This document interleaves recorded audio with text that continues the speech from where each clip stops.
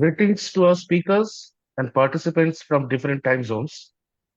International Big Cat Alliance warmly welcomes all esteemed speakers and participants to this international webinar on the occasion of International Jaguar Day, a moment of pride and reflection for the global conservation community.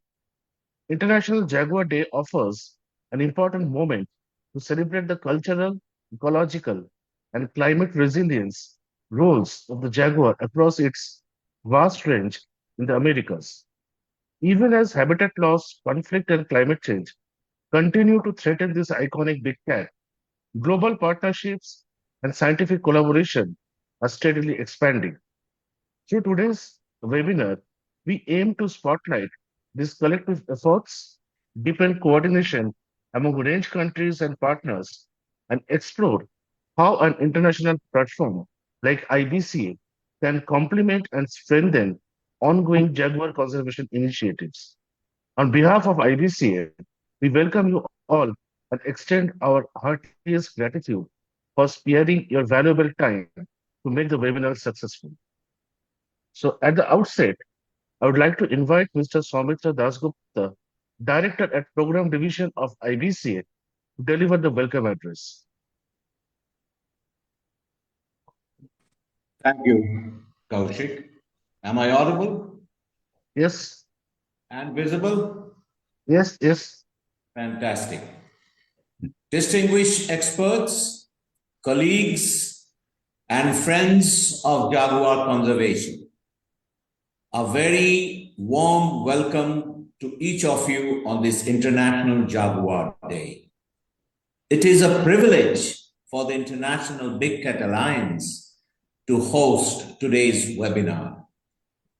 Today is a moment to really celebrate the conservation of jaguar, reflect on the remarkable progress being made for its conservation, and consider how intergovernmental organizations like International Big Cat Alliance can best complement and strengthen these efforts. Today, we honor jaguar not only as a species and icon of the Americas, but also as a vital component of healthy ecosystems. Across the forests, wetlands, and savannas, jaguar help maintain ecological balance and support the services on which communities depend. The global response to jaguar conservation over recent years, driven by range state governments, indigenous communities, local communities, NGOs, institutions, and partners, demonstrates both commitment and creativity. From habitat protection and corridor restoration to improved conflict mitigation, community-based stewardship, and stronger enforcement against illicit trade. International Big Cat Alliance have a complementary role to play in the mosaic of action. Ladies and gentlemen, we do not seek to duplicate excellent national programs or the inspiring work of various organizations and civil society. Rather, we aim to add value for collaborating, coordinating, and technical support to multiply the impact of conservation. International Big Cat Alliance comparative strength lie in convening diverse stakeholders, facilitating knowledge exchange, and support targeted capacity building and promoting harmonized approaches to monitor and law enforce across the borders. Ladies and gentlemen, through partnerships, International Big Cat Alliance can help translate science into policy and policy into the ground results. We support the development and dissemination of best practice guidance, whether for landscape connectivity, human-wildlife coexistence, or the use of non-invasive monitoring tools. We facilitate South-South cooperation with countries which can learn from each other's successes and failures. Equally important, we aim to ensure that the conservation interventions are equitable, recognize indigenous and local rights, deliver tangible benefits to people who share landscape with Jaguar. In closing, I encourage all of you, governments, multilateral bodies, scientists, communities, and NGOs, to deepen cooperation and act with urgency and humility. The Jaguar's future on our ability to work across disciplines and borders to combine rigorous science and pragmatic governance to ensure that conservation delivers benefits for nature and people alike. Thank you for joining us today. I look forward to the insights from our great speakers who have joined here today for a constructive discussion that will help shape the contour of the next steps in jaguar conservation across the hemisphere. Ladies and gentlemen, saving a big cat, as Jaguar is saving an ecosystem. Once you save an ecosystem, I believe we can save mankind. Thank you. Thank you, sir, for wonderfully setting the context. We would now start the technical sessions. We have an excellent lineup of three eminent speakers with us today for this session. We will take up the questions and comments from our participants at the end of each talk. And I would also like to request all other participants to kindly keep their microphones mute while the presentations are undergoing. Uh, I would now like to invite Dr. John Polisser as the first speaker. Dr. John is currently serving as Environmental Coordinator, Sierra National Forest, Clovis, California. Earlier, he worked for Wildlife Conservation Society for several years as Coordinator, Jaguar Conservation Program. Over to you, Dr. John. All right, you're going to run the Yes, presentation? yes, I would like to request Mr. Aditya to run the presentation for Dr. John.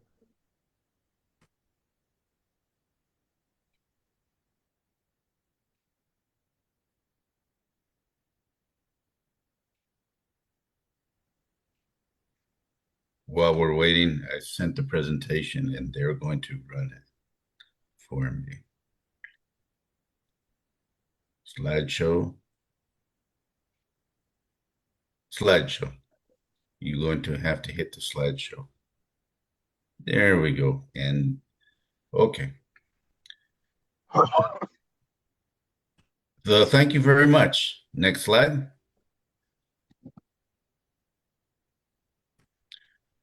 Okay, I'm going to run through a subset of the threats and challenges that face jaguar conservation and some of the tools we can use to confront those threats. So in this slide, on the left figure, we are looking at deforestation over a 2-decade period in South America.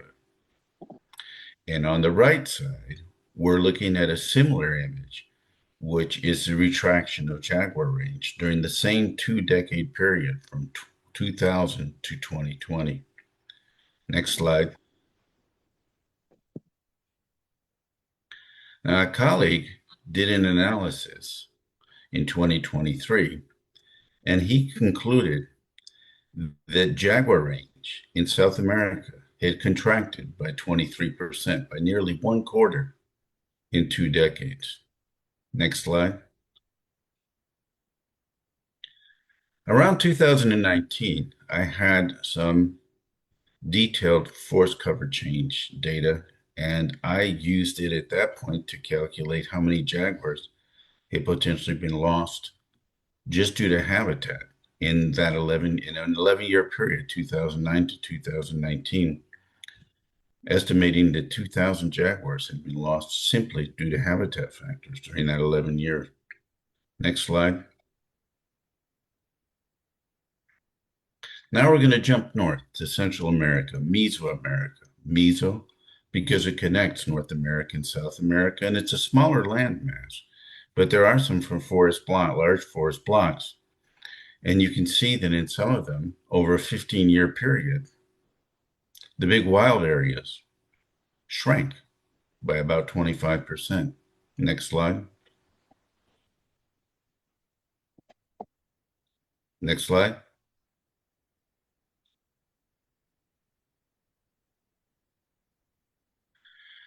So I took that and using a density estimate of 1 jaguar per 100 square kilometers, that means that we lost 340 jaguars in 15 years. And using a density estimate of 1.5 jaguars per 100 square kilometers, which later in the presentation you'll see is quite reasonable, we lost 500 jaguars in Mesoamerica just due to deforestation. That's not direct killing, that's not conflict, that's not trade, just habitat loss. Next slide. So now I'm going to jump into a subset of tools used to preserve jaguars, forests, biodiversity, and ecosystem services. Next slide.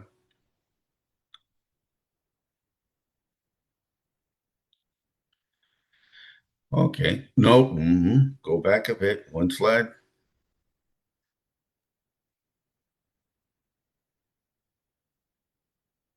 Okay, thank you very much. Since we started out with forest loss to conversion for agriculture out of economic interests, I'm going to show some data from economically productive, responsibly logged, certified timber extraction forests in the Maya Biosphere Reserve of Guatemala. Next slide, please. We're going to concentrate on the Huachactún Community Forest Concession and some adjacent national park areas, basically a complex. And we're going to look at some data modeling spatial variation of abundance using 326 camera trap stations over 1,300 square kilometers. Next slide, please. Now, this figure looks complicated, but it's not really that complicated. On the top, in a protected area complex of the remote access, we have densities of nearly 5 jaguars per 100 square kilometers. In the Huachactún Community Forest Concession, which is in the center of the figure, the density estimates is 1.79 jaguars per 100 square kilometers, which is not that bad in an area that is generating economic benefits. Next slide, please. Over the years, the Wildlife Conservation Society Camp Wildlife Conservation Society Guatemala program has either run or hosted 6 other Forest Stewardship Council surveys, managed forests in Guatemala's Biosphere Reserve using camera traps. And there's density estimates from these community managed certified timber extraction areas. And while the density estimates vary somewhat, I think they provide some important evidence. Next slide, please.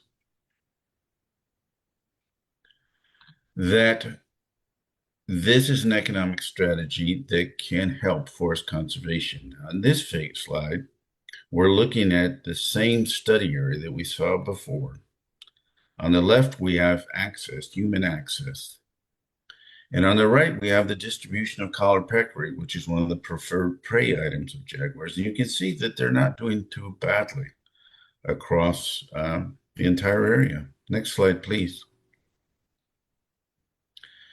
So timber and non-timber forest products are generating income for communities, and they're maintaining jaguars' prey and biodiversity, providing an alternative to destructive deforestation.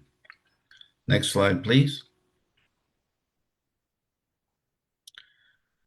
Now, another threat to jaguars is human-jaguar conflict coming from jaguar attacks on livestock. And we tested tools to reduce jaguar attacks basically across 60 degrees of latitude, from Mexico to Argentina, 248 livestock operations in 11 countries. Next slide, please. So we tested these anti-depredation techniques for efficacy and in some cases cost effectiveness across basically the entire spectrum, livestock operations from 5 hectares to 130,000 hectares, 5 head to 30,000 head. Next slide, please.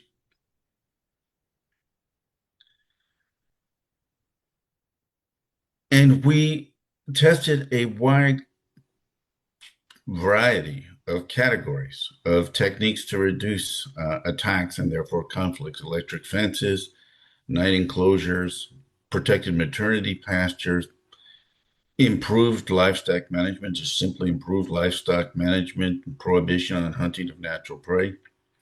And what we found is that generally these anti-depredation techniques resulted in a high reduction in losses, 80 to 100% reductions in losses. And with the subset where we were able to examine if they are cost effective, they were. The dollars saved in losses averted or losses avoided exceeded investments, usually by several fold. Next slide, please. Now, another threat is trade in Jaguar parts. Next slide, please. I got involved with this by leading an investigation on online trade in Jaguar parts. It was fairly ambitious, 7 languages, fairly large team, looked at over 200,000 online posts. Next slide, please. And we encountered considerable volumes of trade online. And the papers in PLOS One is, to a certain degree, a handbook on how to do this. But one of the things I want to emphasize that that must be complemented by on-the-ground and in-market enforcement efforts. So I would advocate proactive interventions to work against trade, illegal trade in Jaguar parts. Next part. Next slide, please. Now, beyond international trade, there exists in a number of countries a considerable volume of domestic trade in Jaguar parts, often unimpeded, despite killing and trade being illegal. Now, all the trade starts locally. All the trade starts within a country. So this actually is relevant to Jaguar conservation landscapes. And I recommend combined education and enforcement efforts starting at the local level to confront this. Next slide, please.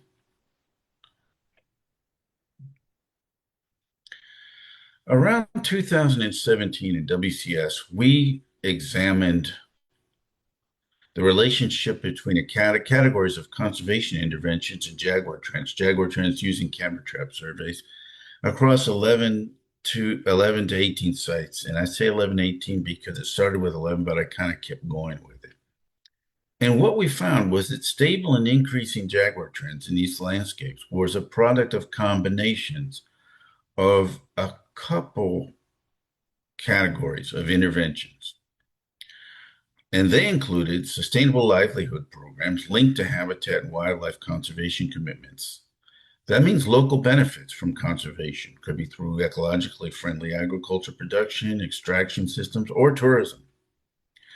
And controlled access and hunting and adequate prey base and effective habitat conservation, which includes well-protected park interiors, well-defended indigenous territories, patrolled forest extraction areas, and I will go ahead and throw in there conservation-oriented ranches. I've been in a number of ranches that were in a way better defended and had very good wildlife state than some national parks.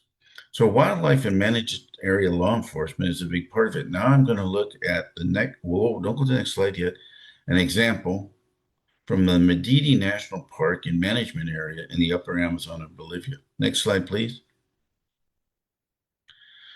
So we're looking at trends from 20 years of Jaguar camera trap surveys in Madidi National Park and Management Area.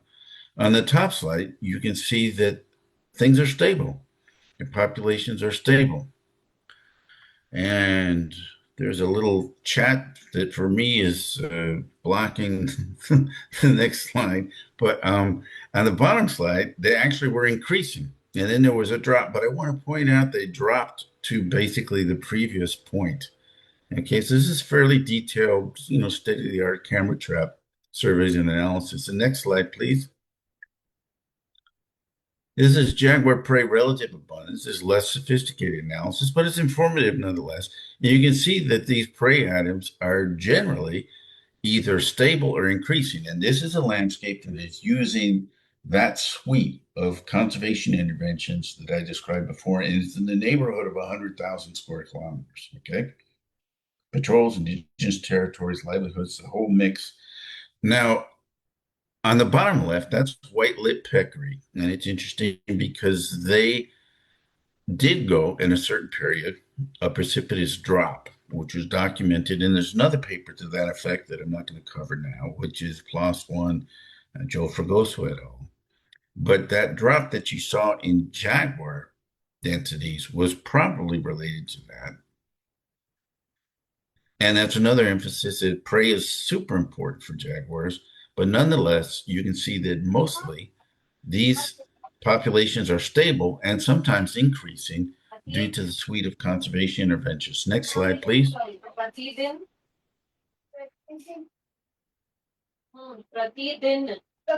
Next slide, please.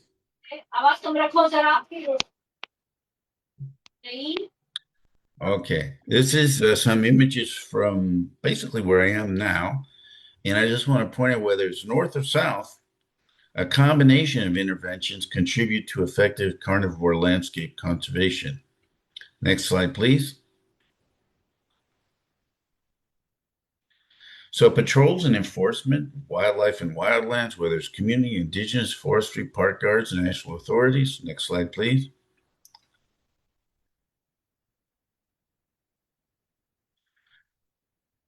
And again, that combination of livelihood projects that include conservation commitments combined with territorial defense and protected area law enforcement. Next slide, please. And in closing, I want to acknowledge and thank the many individuals and institutions that generated information that went into this presentation. Thank you very much. Thank you, Dr. Poli, sir. Uh, Dr. John, we have a couple of questions for you. So one is from Shiraditya Saha. He asks, what are the plans provide alternative livelihood to those depends on timber and non-timber forest products? I'm not sure I turned the entire. What are the plans to provide alternatives to livelihoods other than timber and non-timber forest products? No, to those who depend on timber and non-timber forest products. Well, I'm not sure I got the entire question, but I'll just kind of run with it anyways. Okay, so I showed an example that had to do with timber and non-timber forest products. In the Maya Biosphere Reserve, you have chate, which is a palm, which is exported for florfrons. You have pimienta, which is essentially allspice. It's another export product. In other places, I've been involved personally with cacao agroforestry as a conservation tool, works for migratory birds and jaguars. In some places, ecotourism is viable and a very positive alternative. To a certain degree, it's biome dependent. Even with small livestock operations, we've worked on promoting best practices there. And as well, in some deep forest, there is specialty food items that are harvested. I mean, for example, well, it's more difficult to do the camera trapping, but Brazil nuts, there's a variety of different uses that you can provide economic benefits that are, you might say, amigable a la conservación de jaguars, friendly to jaguar conservation. So there's a variety of different tools, and it kind of switches a little bit depending on where you are. So I hope I answered the question. I'm not sure I got the question, but I hope I answered it anyways. There is second question from Siddharth Mukherjee. He asks, can you please elaborate on the defenses adopted by the indigenous people? Whoa, I'm not sure I got that question either. What was that question? Can you please elaborate on the defenses? I think he's indicating the mitigation measures which are being adopted by indigenous communities. Well, I'm not sure I got the angle of the question, but I think I'll just run with this one anyway. I personally was involved with about 16 years of alliance with indigenous communities in one of those landscapes that was described, and that forest was their home. And so they use stuff in the forest, subsistence hunting, forest products, etc. But they were oriented towards conservation in their agricultural practices tended to be pretty small scale and not very destructive. And I think that's sort of a common situation. So indigenous in at least over, in these places, indigenous communities have been in these places for a very long time. Frequently, it's very pretty low population density, and they're interested in basically preserving the areas. And a lot of these indigenous areas are super effective. They do need the ones I've had experience with, where there's been a lot of pressure for land invasions and conversion. They sometimes need help in patrols in defending these titled indigenous territories. I could really run with this one for a long time, and we don't have that much time. One of the first steps is to title the indigenous territory. That doesn't mean it's going to be defendable. It's still going to be pressure, but that really helps. Title it and then defend it. And oftentimes these people are great stewards of these wild areas. I hope I addressed that question. So the third question is, what are the management effectiveness assessment tools, or is there any standards for Jaguar? This is from Dr. Jaideep Bose. Can you run it by me one more time? Uh, what is a management effectiveness assessment tool or standards? Well, I think the question is what are the management effective standards or tools? And in my experience, limited as it might be, I think what we've tried to do is look at the trends in jaguar populations. Now, trends in prey populations are important, but that's not, I mean, the jaguar is to a certain degree the eigenvalue of the multiple different factors that are going to go into whether the conservation is effective or not. And the suite of conservation tools that go in the different landscapes is a little bit different. But basically, if you're getting, stable to increasing trends, then it's working. So for me, that's a metric. And there's a variety of different ways also to get a jaguar trend. Some are more reliable and rigorous than others. Some are less expensive, I guess, but if you can do the state of the art, population estimation methodology, I recommend that. So we have last two questions for you. One is from Ayan Sadhu. This is insightful talk. Can you please tell us the contribution of livestock in Jaguar's diet? So what is the percentage of livestock in Jaguar's diet? Whoa. Can you run that by me one more time? And then I'll just run with it, whatever it is. What's the Yeah, question? can you please tell us the contribution of livestock, contribution of livestock in Jaguar's diet? Oh, the contribution of livestock in Jaguar's diet. Yeah. Um, well, it depends. I do want to make the point out that there are places when it all started where there was no livestock in Jaguars, where Jaguars were, which is brings me back to not the question, but my perspective is the best thing is that Jaguars never learned to take livestock in the first place. So if you go into the way into the middle of Selva Maya, not on the edge, but the middle, there's no livestock. And there's no livestock in the Jaguar's diet. Same thing with the huge parts of the Amazon and various other places. So that is something that they learn when there is the opportunity. And I think the best thing is they never learn to do it. That said, there's been a lot of time spent on ranches, et cetera. And in some places, yeah, livestock is, depending, can be a fairly large portion. Well, 20, 30%. I think the highest might be 40% in any studies. There's been such a range of studies. We've got Pantanal, Llanos, you just range it, and so it varies. And it depends on each cat too, because they're individuals, just like we Yes. are. And so it varies. For me, I think, for me, I want to drive that down to as low to zero, as close to zero as I can get it. Because that's kind of the goal. But so I don't think that Jaguars should be subsidized by livestock. And you can put it that way. If you got a natural prey base that's in good shape, the Jaguars do not need to be subsidized by livestock. So I hope I addressed that question. Yes. Mhm. Thank you, Dr. John, for an insightful statement. We would now like to invite Dr. Alison Devlin as the next speaker for the webinar.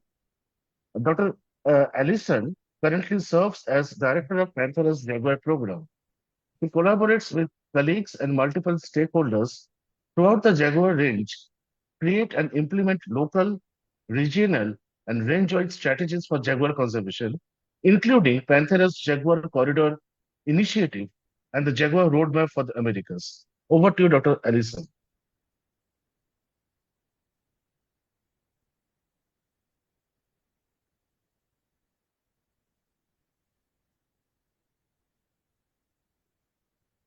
Geez, I'm trying to work a couple of windows, so let me know if you can see my screen once I share it again.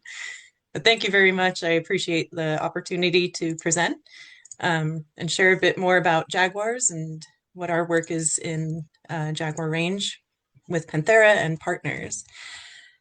So I see any or screens, so please let me know that you can see my video.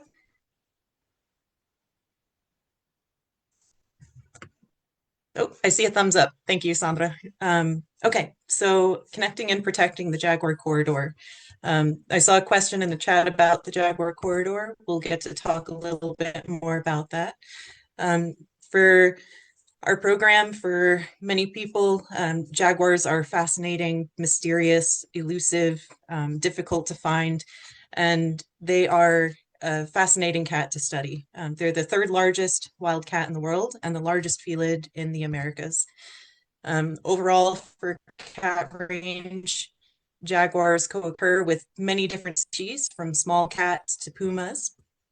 And throughout their entire range, which currently is from northern Mexico through northern Argentina, there's a lot of overlap. There are many threats, which John provided some information on, and there are many great teams working, experts on the ground, range countries that are increasingly working together for transboundary coordination and cooperation. And you'll hear a bit more also from some of the work like with Sandra's teams. Within the Jaguar program, we have strategies that also integrate with pumas and small cats. But overall, for the Jaguar, they're currently listed as near threatened by the IUCN Red List, currently ranging across 18 countries. They've lost nearly 50% of their historic range. Some of these stats need to be updated. Previously, we thought they were consuming about 85 different prey species throughout their range, but now it looks to be over 100. Something that makes jaguars unique from other big cats is that they kill their prey by biting through the skull. They have very strong jaws. They sneak very close to their prey, and they're an ambush predator. So they jump onto the back and bite through the skull. Most cats will kill through a chokehold or by breaking the neck. So when looking at jaguar predation events, we often look for that telltale sign of a jaguar biting through the skull. So how do we place the cat within context of the broader landscape? We heard from John about many different efforts to estimate jaguar populations and mitigate threats. Because of such a wide range, there are a lot of different threats, land use management types, different cultural contexts within which we have to work. Fortunately, and recently, we are seeing an increase in cooperation, collaboration. I'll talk a little bit more later on about the Jaguar Roadmap. And now there's a regional action plan for jaguars that was recently agreed upon by range states in the second Jaguar Range State meeting this past September. As I mentioned, jaguars are near threatened. Their population trend is in decline. And for the Jaguar Corridor Initiative, this is a range-wide effort looking to connect the remaining core jaguar populations, the dark green areas that you see on the map. And for the light green areas, those are the hypothesized or ground-truthed corridors. Essentially, using metapopulation theory, we look at those remaining intact populations. These do need to be inventoried and updated. Through different studies, we can estimate if a population is stable, increasing or decreasing. And the concept is that we want to ensure physical and genetic connectivity between those core populations so we can maintain that genetic diversity, maintain that overall physical connectivity, essentially functional connectivity for jaguars. What brought this to bear is a study by Eduardo Isaac. He is a Brazilian geneticist, and through his genetic analyses found no evidence of major geographical partitions. There are some indicators of regional genetic trends, but overall the jaguar is considered a single species, no subpopulations. During a major meeting of experts from throughout Jaguar range that WCS had hosted in Mexico in 1999, experts were identifying where those potential core jaguar populations would be. And then recognizing that jaguars are a single species, looking to ensure that connectivity for jaguars throughout their range. So modeling and priority setting has been long in the history of jaguars. When researchers work together, you can ground truth or evaluate if those corridors are still intact, if we're seeing major habitat loss. It's very important to have this as a living document, iterative process. You're adapting based on the latest statistical techniques through genetic analyses, seeing evidence of fragmentation, including within Mesoamerica. And essentially that's all built together for the Jaguar corridor. And I'm not sure if the video is playing,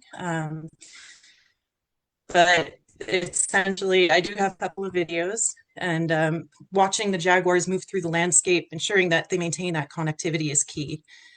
Jaguars face many different threats. Thank you for the thumbs up. So many of the threats stem from habitat loss, and that's clearing for agriculture, infrastructure development like linear infrastructure and roads, human-wildlife conflict. And from the human-wildlife conflict, unfortunately, we're seeing an increase in the opportunistic taking of jaguar parts and derivatives for illegal trade. For our teams in Panthera, we have several sites where we've been doing long-term camera trap surveys and using camera traps to detect jaguars, their prey. We use multi-species occupancy analyses even more so we can get a better sense of what biodiversity looks like on the ground, what that prey base looks like for jaguars. And similar to tigers, jaguars have unique spot patterns, unique markers. These are called rosettes, so we can tell individuals apart and estimate densities. We've contributed our camera trap data to overall distribution records of cats throughout Latin America. And some of our colleagues, including Vladek, have created these large spatial maps of jaguar densities so that we can better estimate what the population looks like throughout Jaguar range. We also have done movement ecology studies on jaguars to understand their habitat use. Those data have been contributed to MoveBank. They are also available in data papers for GPS collars. 117 individuals are included in this data paper by Ronaldo Morato and colleagues, and these have been used to inform anthropogenic factors of influence on jaguar space use, including by a paper led by Jeffrey Thompson. So with movement ecology, overall habitat, jaguar is the apex predator.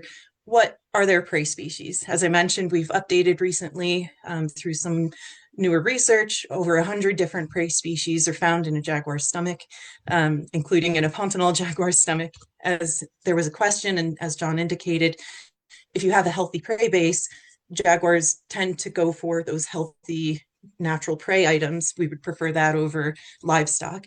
And you may have seen videos of jaguars in Pontonal hunting caiman. They're a large relative of crocodiles. It's pretty impressive to watch them hunt. And then how do jaguars interact with each other? One of our teams in Panthera, Colombia has been tracking the family history of jaguars for many generations. This is the family tree of one female that has produced many different cubs over her lifetime, Mariposa. And with females and their cubs, they're looking for security, both for food and for cover and shelter, and how to navigate as the young cubs are learning how to hunt.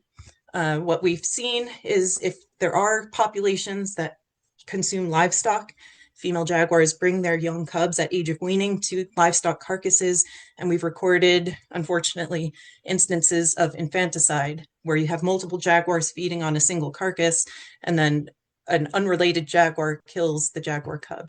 So some techniques that we've seen in these higher density populations are including females stashing cubs and escorting male jaguars away. There's a greater social dynamic that we're starting to see in these otherwise solitary animals. And another very interesting paper led by Vladek and through our teams, looking in the Colombian Llanos and in the Pantanal, we're seeing that male jaguars, which are usually rivals as they get older, they get weaker, but they start forming coalitions. So when a new young male comes in, two older males team up against the new young male and chase him out of the area. And then these older males patrol territories together. They remain in the range, and then they can maintain access to females for reproduction. And so looking at overall jaguar threats, again, it's a mosaic of land use. They range over such a large area. It's not only in protected areas. And as we move into some restoration landscapes where jaguar populations may be bouncing back, we also have to future-proof that and have these different techniques to mitigate threats. So if you're a livestock owner, for a lot of these small farms, cow is like a bank account. And for jaguar to kill that cow, it's like wiping out your savings. So with different techniques, as John had provided some overview of the paper that was recently published, we also have a variety of techniques, including using electric fences. This is a video of a jaguar approaching an electric fence in the Pantanal, and you'll see the jaguar jump when the nose touches the fence, and the cattle go running off in the background. As long as you maintain the fences, they can be effective deterrents. We have many other techniques too that we can further discuss. We're also looking to mitigate threats against illegal wildlife trade. Our teams have developed guides to identify different jaguar parts, different species that you might see in trade, and providing training for enforcement. We also work with reducing threats in protected areas. Our team in Honduras has been very successful with this, including reintroducing prey species for jaguars that were previously extirpated within Jeanette Cawas National Park in northern Honduras. Collared peccary herds are now doing very well. They've been extirpated for about 20 years, and then reintroductions occurred over the past couple of years, and the population is now 60 to 70 individuals. Also working to mitigate threats. One of them is to look at what could be economic benefits of living alongside jaguars. This includes ecotourism. How can you balance those offsets of jaguar predation on cattle using your different anti-predation techniques, but also helping to bolster up ecotourism in a sustainable way and something that can introduce an alternative source of income. And also our teams provide some guides for people so that they can interact safely as a tourist. So if you see a jaguar, they're usually very shy. Jaguar attacks are relatively rare. And if you do see a jaguar, make yourself big and slowly back away. We've also been working with creation of some protected areas. One of our longtime friends and colleagues, Dr. Howard Quigley, who was instrumental with the Jaguar Corridor, along with Alan Rabinowitz. They've since passed away, but we do have some protected areas set up in memoriam for Howard most recently, and a school for Alan within the Pantanal. Looking into the Jaguar Roadmap, this is more about transboundary cooperation and supporting range states in their commitments for CITES, CMS, the Global Biodiversity Framework. Each of us, John, Sandra, myself, a team of experts for Jaguar range and many different organizations that you see listed below have worked together to develop these different techniques, different pathways to save jaguars. As I mentioned, most recently, there was a second Jaguar range state meeting, and a regional action plan now supersedes this effort. So it's looking at a time horizon beyond 2030 into 2050 and coordinating across priority landscapes, but really integrating each of these objectives to mitigate conflict, increase site security and connectivity, and meeting those commitments to biodiversity goals. And in conclusion, this work would not be possible without many different great people on the ground, very passionate experts and team members and colleagues throughout Jaguar Range. So we're very fortunate to have a great team in Panthera and also with colleagues. And this is all to ensure that physical and genetic connectivity for jaguars in perpetuity. Thank you and happy International Jaguar Day. Thank you, Dr. Alison, for a wonderful perspective. It was really nice to uh, know things from you. So there is one question for you. Uh, Large-scale timber extract and forest fire would have a direct impact on jaguar distribution and their viability. How that can be addressed in the long run? This is from Mr. Nilanjan Basu. Great, thank you very much. Yeah, that's a very good question. We are seeing, unfortunately, an increase in fires, especially along the arc of deforestation in the Amazon and in the Pantanal. So these are core jaguar populations. The majority of world's jaguars are found in the Amazon. Essentially, it's conversion of the landscape. We are seeing an increased dry season and a decrease in the wet season conditions over time. So fires have a greater chance of becoming wildfires that are more severe and more intense. Some of these mitigation techniques include training. Our teams in Pontanal, for example, have been training with the state agencies, federal agencies for combating fires and for having different management policies about when burning can happen legally for clearing of land, ensuring that there is a moratorium on burning when conditions are very risky. When it comes to overall extraction, it's exploring different opportunities for sustainable use. So there are sustainable ways if you have a certain land manager that's looking for, let's say, timber extraction, and that's in their management plan. How can different policies work to ensure that there would be recovery of that habitat over time once extraction has been done? It's a dynamic technique. I think in legal ways, there are sustainable alternatives. Unfortunately, we're seeing a lot of illegal extraction as well.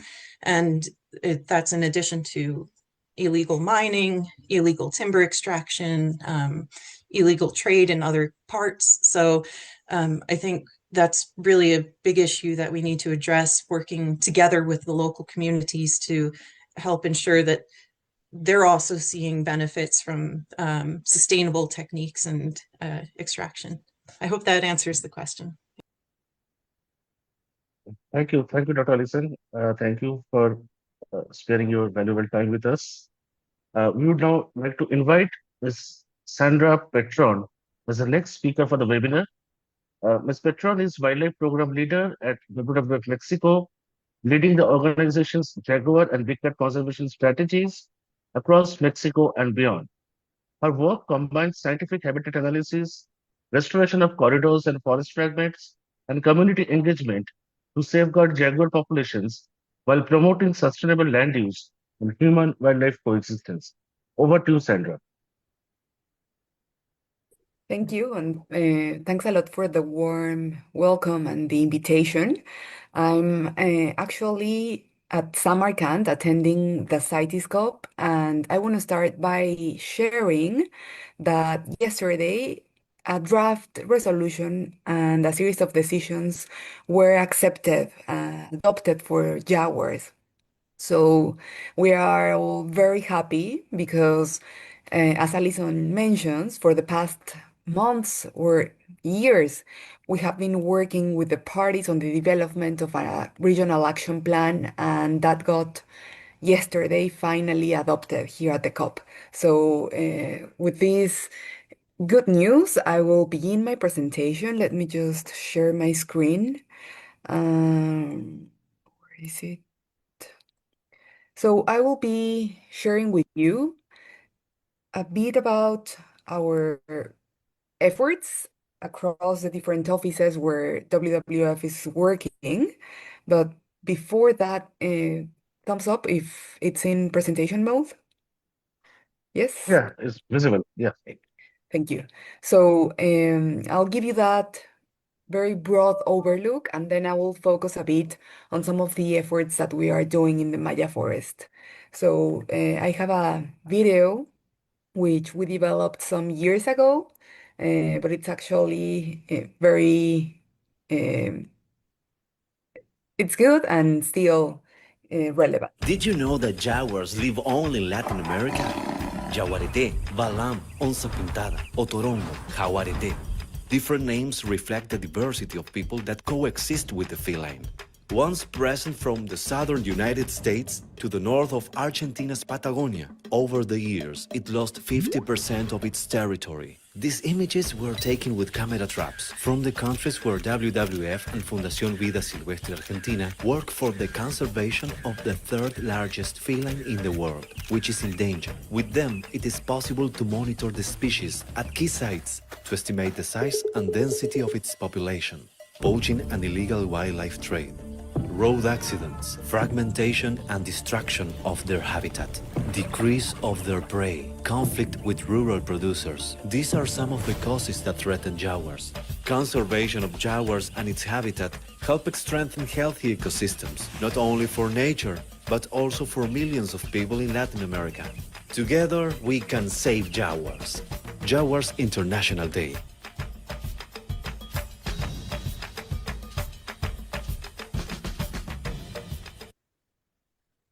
All right, so moving on to WWF efforts, we have a very ambitious strategy that aims to secure a continental network of landscapes. As Alison explained, the Jaguar corridor extends all the way from Mexico to Argentina, and we need to maintain it. And this will bring benefits also for millions of people living in the region. So we aim to secure this network of landscapes and in this way also contribute to the conservation of ecosystem services, climate resilience, and eventually the connectivity amongst these Jaguar priority areas. And in order to achieve this very ambitious vision, we work around two goals and five objectives. The first goal is that by 2030, jaguar populations will be either increasing or stable in our jaguar priority landscapes. I have a map to show you which these landscapes are. And our second goal is that by 2030, jaguar population, its prey base, habitat, and connectivity are either increasing or stable, again, depending on which landscape. So in order to achieve these goals, the first objective in which we are working around aims to secure Jaguar strongholds, the protected and conserved areas, indigenous territories where jaguars still are thriving, and we need to secure these areas. So one of the efforts, the activities that we promote aims to, along with the protected area managers, promote the effective management of these spaces and also contribute to increasing the coverage of these protected and conserved areas or OECMs as well. And I am very sorry, someone is really knocking on my door. Give me a second, please.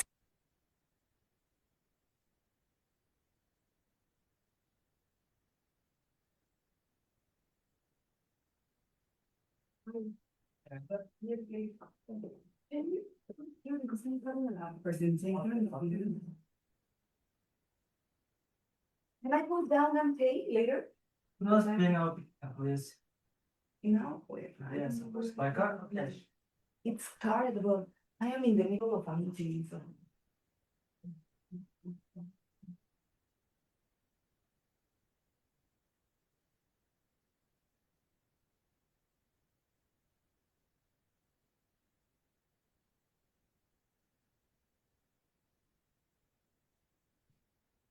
Allison, you were responding to a question about ecotourism. It seems like I saw a text. Yes, I'm addressing some of the questions in the chat.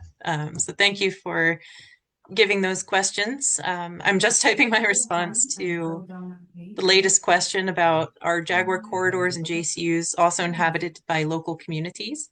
I suppose while Sandra is taking a break, I'm happy to answer, and then I'll complete my answer in text. But yes, so JCUs and corridors include protected areas, but also the spaces between. So working landscapes, multi-use landscapes. It's very important to include local communities, indigenous peoples. One of the most important components is to have free prior informed consent. So that's part of integrating with life plans for local communities and indigenous peoples. Over to you, Sandra. Thanks. I am so sorry. I'm so sorry. And I don't know if you can still see my presentation. Yeah, but you have Is it to there? Yes. get it, but you Yes. have to Ah, make it, perfect. yes, yeah, it's perfect. Okay, all right. So the second objective is to build connectivity between these Jaguar strongholds. We also work, as my colleagues have mentioned, to promote coexistence with humans and jaguars, between humans and jaguars. And we also have efforts to end illegal jaguar trade. And lastly, but not least important, we aim to catalyze cooperation between all Jaguar range countries as well as with other countries, and to develop enabling conditions such as sustainable financial mechanisms to ensure that there are the resources necessary to conduct these efforts. And these are the Jaguar priority landscapes where WWF works. And as I said before, I will share with you some of the efforts that we are conducting in the Maya forest. But our approach across these different landscapes is very similar. WWF has in all of these areas where we work, mission to ensure that our biodiversity and wildlife conservation efforts always have people at the center. We can only achieve our conservation goals by ensuring that the local communities also receive benefits from the conservation of their resources. So the Maya forest, this is located in the northern hemisphere of the continent. It is the largest tropical massif in this area, and it's the second one in the whole continent just after the Amazon. And it is also a biodiversity hotspot. Here we have endemic species, a high diversity of ecosystems, and a great abundance of different species. It is also a cultural hotspot. The Maya culture developed in this area, and still we have local communities and indigenous peoples living here. And this region holds the second biggest jaguar population in the continent, only after that of the Amazon. And it's also part of the Mesoamerican biological corridor that connects North and South America. And John made reference to this region as well. So here we have a map. It's a trinational landscape shared between Mexico, Guatemala, and Belize. This is quite relevant because we can only achieve conservation results by working together. The three countries have actually committed to improve their coordination to achieve the conservation of this region. But despite its importance, it's threatened. It is a global deforestation front. We have activities taking place that are actually leading to the loss of forest cover. And this includes cattle ranching, smallholder farming, large-scale agriculture, increased frequency and intensity of fires. There's also unsustainable logging, fuel, wood, and charcoal, also leading to forest loss and, of course, urban expansion and infrastructure development. So, in order to address these serious threats and contribute in this way to the recovery of the jaguar population and the associated species, we, as I've said before, promote an integrated landscape approach where communities are always at the center. So um, we have projects in the region with this inclusive conservation approach that are contributing to improve the management of the natural resources in the area. And I'll give you some of the examples. So in the region, WWF supports around 350 families in improving their productive practices. This includes sustainable livestock and vegetable production. And we are also working with honey producers in order to contribute to the conservation of vast forest areas. We also work with cacao-based agroforestry systems that also is a way to generate income for the communities in through a sustainable, productive activity. And these are some photos from the communities with whom we work.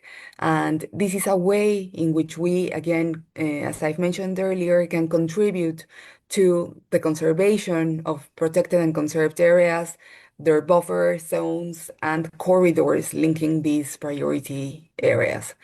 And in terms of the threat that human jaguar conflict also poses to the conservation of the species, we have been working with producers, livestock producers in the area, through the training in best management practices of their livestock. So they are now implementing different techniques that allows to have a improved productivity. So they are actually seeing the benefits of promoting this, of using these techniques. And this at the same time leads to reduced livestock depredation. Uh, we have actually been measuring the improvement in productivity of the silvopastoral systems that we are promoting, and producers report uh, an increase in 32% of their productivity, which is quite high. And with the electric fences, which is one of the most effective strategies to reduce the number of predation events, they report 100% of effectiveness. So this is also leading to a change in the way in which they perceive jaguars and to reduced jaguar killings in retaliation. And these are, again, photos of the trainings and the participants who are now able to use the various techniques in their small livestock production units, because they don't have very big areas. They have a few number of animals, so they are really dependent on this economic activity. And they therefore um, see a lot of benefits from these techniques. And lastly, we also promote citizen science programs to contribute to promoting these changes in perception of the wildlife that surrounds the communities, and that they are also participating with more awareness about the benefits that these conservation efforts have for them. And I just want to close with this very good news. A couple of months ago, the president of Mexico, Guatemala, and Belize, the presidents came together to sign a historic agreement that aims to protect what they are calling as the Great Maya Forest, which is going to be a really unique and big conservation effort in the region. So these three countries are joining forces in order to have the conservation of this very, very relevant area in the region. And that's it for me. And over for any questions or comments. Thank you. Yeah. Thank you, Sandra, for a wonderful insight. We have a question from Dr. Jaideep Bose. How do you measure direct impact of the community interventions, especially livelihood on conservation? Uh, I think that the way in which WWF works really promotes a lot of dialogue with all of these local communities. So we, in these dialogues, are able to gather information on their perception about wildlife and the wildlife conservation efforts. And at the same time, we also gather information on their productive systems. So we are able to track whether the techniques that are being implemented are actually leading to improved productivity or not. And in this accompanying process, they are also more active and responsible in gathering data of their own production systems. They, in these various trainings, also learn to keep better track of their livestock. And this is actually very useful because they are able to see that if they do not, I don't know, vaccinate their livestock, then they will have losses, and they are aware of that and do not blame the jaguar anymore because they tend to blame jaguar and puma for all their losses. So in this way, when they keep track and they are really aware about the efforts that they need to put in place in order to improve their productivity, um, they see the benefits about engaging in these efforts. Alison, do you have a question for Sandra?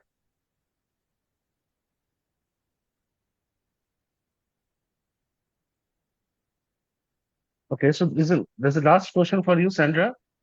Uh, so basically, there's couple of questions, but I think we have already answered the second part of it. The only question remains is from Ms. Dr. Ayan Sadhu. He asks, I'm curious to know the frequency of fatal jaguar attacks on humans. There are very few jaguar attacks on humans, very, very few records of jaguar attacks on humans. I don't know, maybe John Allison can also jump in, but it's very uncommon. Um, it's not as in tiger range countries where there are annual incidents of human tiger attacks. Locally in Latin America, this is not a problem. Yeah. Yes, correct. I'm not sure, John, maybe you also would like to, but echoing what Sandra said, jaguars are very shy, and unlike tigers and lions, they don't see humans as a prey item. So for jaguars, usually if there is an attack, it is because a human came across a jaguar on a carcass, or they're defending a cub, or there was some other issue that caused an altercation. Yeah, thank you. Thank you. So last question, is there any scientific protocol developed for jaguar population estimation? Yes, yes. And I'm not an expert on these models, but Alison and John are. And well, we heard earlier during John's presentation some of the most recent models to estimate jaguar densities. So maybe this is a question for you, John, or Alison as well. Sure, I'll jump in. Although cost and logistics are a constraint, the methods for rigorous wildlife population estimation continue to evolve, and that includes jaguars. And it takes sort of a dive down that we don't have necessarily time for, but even what I showed in some of the presentations there was very large scale camera trapping and state-of-the-art wildlife population will capture recapture analyses that can be broken out by gender, look at habitat covariables, can be broken out in different portions of the sample area, et cetera. So it just keeps getting better and better, which also means it keeps getting more and more complicated, but it keeps getting better and better. And then the same thing is happening with occupancy analysis. And Allison mentioned occupancy analysis, and we can look at a variety of factors. I'm not really sure, where to, take that as far as an answer. Allison can contribute to it, but basically using the most sophisticated, most current capture recapture methods and frequently combining that with the same for occupancy modeling can result in the most rigorous and most interesting results. So I hope I've addressed the question at least a little bit. Yes. Thank you, Dr. John, for wonderful insight. So with this, we come to an end of the technical session. I would now like to take opportunity to invite Dr. Amit Malli, who is the Director of International Cooperation at IBCA, to deliver his concluding remarks. Okay. Thank you, Dr. Kaushik, and pardon me for my bad video. So I would be on audio. I think it's a privilege today to offer the closing remarks, and today is International Jaguar Day. The webinar hosted under the banner of the International Big Cat Alliance has been very, very insightful. The sessions have brought together leading experts, and we have heard them, and the insights shared this evening have been invaluable in deepening our collective understanding of the challenges and opportunities surrounding jaguar conservation. So at the outset, the presentations delivered today by Dr. John, Dr. Allison, Ms. Sandra have been excellent, and I think we have really learned a lot from the ecological research and habitat management and the human wildlife coexistence and regional conservation models, strategies that have been highlighted. The importance of informed, science-driven, and collaborative actions for jaguars as an apex predator is really commendable. The critical role they play in maintaining the ecological integrity of their landscapes and protecting them is central to obtaining the health and the tropical, subtropical areas they dwell and the ecosystems they dwell in. So I think IBCA remains committed to strengthening global cooperation among jaguar range countries and supporting efforts that combine cutting-edge technology, capacity building, policy support, and community engagement. As we expand our work across continents, partnerships with experts like those present today will be fundamental in shaping effective and inclusive conservation models. So let me express my sincere appreciation and gratitude to all our speakers for their valuable contributions. I also would thank our moderators and the IBCA team and their support, and to all participants who've joined today and have engaged in very important dialogue. We we look forward to continued engagement as we work together to secure a safer and more resilient future for jaguars and for all big cats species across their natural ranges. Thank you once again, each one of you, and for your time and the commitment we show. A very happy International Jaguar Day to all of you. Thank you very much, and a good evening ahead. To Dr. Thank you Malik very for much. yeah. Thank you, Dr. Malik, for your concluding remarks and aptly summarizing today's webinar.